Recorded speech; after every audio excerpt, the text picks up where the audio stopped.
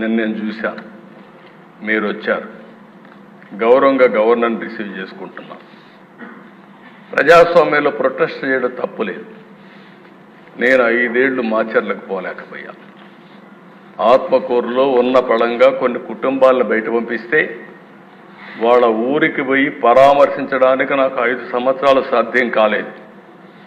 వినుకొండలో హత్య జరిగిందంటే ఆనాటి ముఖ్యమంత్రి పోతే ఇక్కడ ఎవరు అబ్జెక్షన్ చెప్పాల. అది వాళ్లకు మనకు ఉండే వ్యత్యాసం. ప్రజాస్వామ్య పద్ధతిలో వాళ్ళు ఏం చేసినా నేను ఎక్కడ అబ్జెక్షన్ చేయను అధ్యక్ష. నిన్న అక్కడికి వస్తే గవర్నర్ వస్తూ ఉంటే అప్పుడే వచ్చి గవర్నర్ వచ్చే సమయంలో ఆయనకు అడ్డం పడాలని ప్రయత్నం చేస్తున్నారంటే అది ఏ విధంగా సంస్కారం అయితే నాకు అర్థం కాలేదు అధ్యక్ష. అదే మరి నేను ఒకటి హామీ ఇస్తున్నా, ఫేక్ రాజకీయాలను సహించాం, అబద్ధాలు చెప్పి రాజకీయం చేయాలంటే ఉపేక్షించాం. 31 మందిని చంపారన్నారు. 31 మంది పేర్లు ఇమ్మంటే పేర్లు ఇవ్వకుండా 31 మందిని చంపేశారు. ఎవరు వాడు?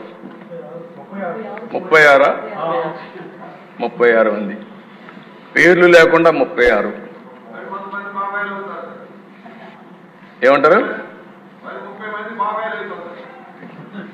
ఆ పరిస్థితి రానిలే, అదే లాస్ట్. మీరు గుర్తుపెట్టుకోవాలి, అదే కడపటిది కావాలి. ఆ రోజు కూడా నేను చూశాను, నిద్రలేశాను సీఎంగా. సాక్షి స్క్రోలింగ్ వచ్చింది. ఆ స్క్రోలింగ్లో వివేకానంద రెడ్డి హార్ట్ అటాక్ గుండెపోటుతో చనిపోయాడు, అయ్యో పాపం అని నేను కూడా బాధపడ్డా.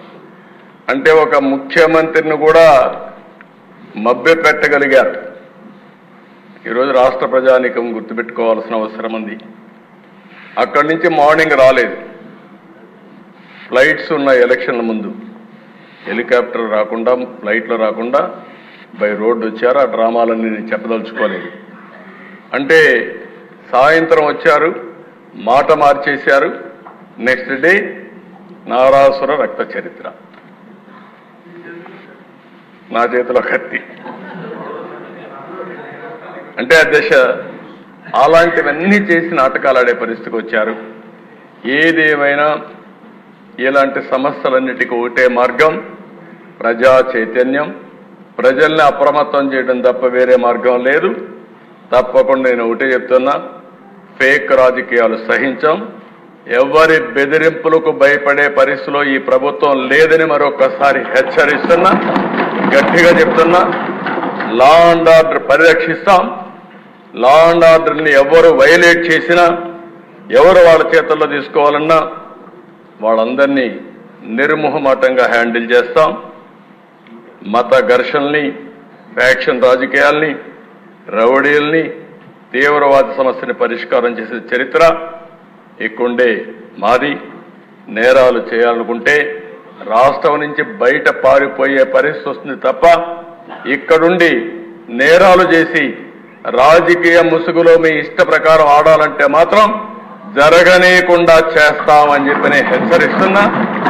మేము నేరాలు చేయం, ఘోరాలు చేయం, కానీ మీరు చేస్తే మాత్రం సహించేది లేదని మరొకసారి హెచ్చరిస్తున్నాను అధ్యక్ష. ఒక పక్కన లా అండ్ ఆర్డర్ కాపాడాలి, అది మన బాధ్యత. ఇంకొక పక్కన మళ్ళీ రాష్ట్రంలో ఆంధ్రప్రదేశ్ బ్రాండ్ని